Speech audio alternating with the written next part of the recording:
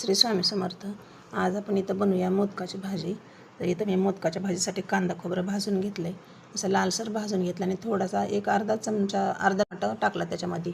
आणि मी इकडं काय केलं, मिक्सरच्या भांडं घेतलं, त्याच्यामध्ये थोडंसं तिळाचं कारळाचं आणि शेंगदाण्याचं कूट टाकलं, लसूण मीठ जिरं थोडंसं चटणी टाकून मी मोदकात भरण्यासाठी मिश्रण करून घेतलं. आता आपलं ते मसाला थंड झाला होता, तर मी मिक्सरच्या भांड्यामध्ये ते मिक्सर मसाला वाटून घेतलं.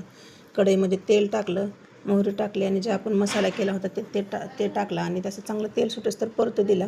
त्याच्यामध्ये थोडीशी धन्याची पावडर, काळा मसाला, लाल तिखट, काश्मीरी लाल मिरची हे असं सगळं टाकून घेतलं आणि छान परतीलं तेल सुटेस्तवर. नंतर मग वरतून मीठ टाकून घेतलं आणि ते परत एकजीव करून घेतलं आणि त्याच्यामध्ये थोडंसं पाणी टाकून घेतलं, आपल्याला जेवढं पाहिजे तेवढं पाणी टाकलं आणि वरून थोडंसं शेंगदाण्याचा कूट घातला.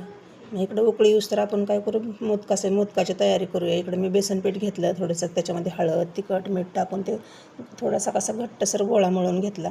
म्हणजे आपण ते मिश्रण केलं होतं ना ते घेऊया. इकडं ते मोदकं करू छोटे छोटे आणि त्याच्यामध्ये ते भरून टाकू आपण मोदकात.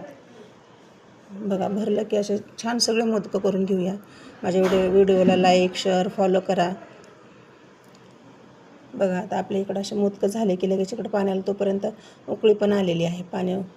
उकळी आली की आपण ते जे मोदकं केले होते ना ते सगळे आपण त्या उकळीमध्ये सोडून देऊया आणि एक 10 मिनटं झाकून ठेवलं की आपले मोदकं सगळे फुगवून वरती येतात. आपले मोदकं शिजून तयार आहेत.